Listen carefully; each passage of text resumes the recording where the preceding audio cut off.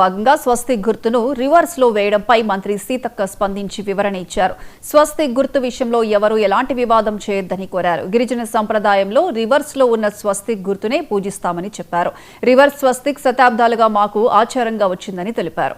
దయచేసి అందరూ అర్థం చేసుకుని సహకరించాలని కోరారు. సుడిగాలి గాని వాటర్లో సుడి గాని ఇట్లా వస్తుంది.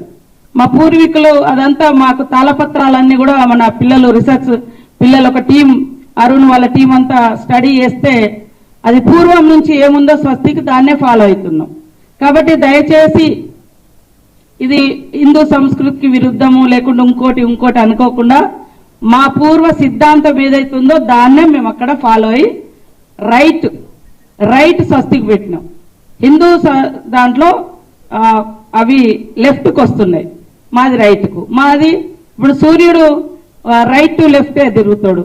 అదేవిధంగా భూమి అయినా తన చుట్టూ తాను తిరిగినప్పుడు తర్వాత ఒక మొక్క సిద్ధాంతం కూడా మొక్క ఇట్లనే తిరుగుతుంది ఏదన్నా తీగ పెట్టినప్పుడు. సో అది సుడి కూడా ముఖ్యంగా సుడి గాలి కానీ వాటర్లో సుడొచ్చిన వీటిని అంటే ప్రకృతి దైవాలుగా ప్రకృతి ఆధారకులుగా మేము బతుకుతున్నాం. కాబట్టి మా పూర్వీకులు స్వస్తికును అట్లనే ఇచ్చారు కాబట్టి మేము అదే అక్కడ చెక్కబడ్డది. దయచేసి దాని మీద ఎవరు వివాదాలు చేయొద్దని కూడా కోరుతాం. ఒక సుడిగాలి గాని వాటర్లో సుడి గాని ఇట్లా వస్తుంది.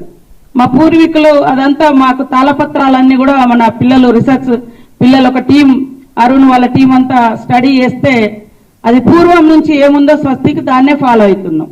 కాబట్టి దయచేసి ఇది హిందూ సంస్కృతికి విరుద్ధము లేకుండా ఇంకోటి అనుకోకుండా మా పూర్వ సిద్ధాంతం ఏదైతుందో దాన్నే మేము అక్కడ ఫాలో అయ్యి రైట్ స్వస్తికి పెట్టినాం. హిందూ దాంట్లో అవి లెఫ్ట్కి వస్తున్నాయి, మాది రైట్కు. మాది ఇప్పుడు సూర్యుడు రైట్ టు లెఫ్టే తిరుగుతాడు. అదేవిధంగా భూమి అయినా తన చుట్టూ తాను తిరిగినప్పుడు తర్వాత ఒక మొక్క సిద్ధాంతం కూడా మొక్క ఇట్లనే తిరుగుతుంది ఏదన్నా తీగ పెట్టినప్పుడు.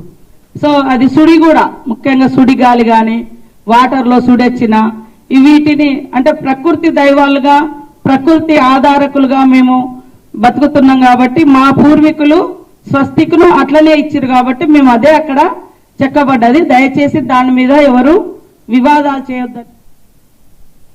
మాజీ ముఖ్యమంత్రి వైఎస్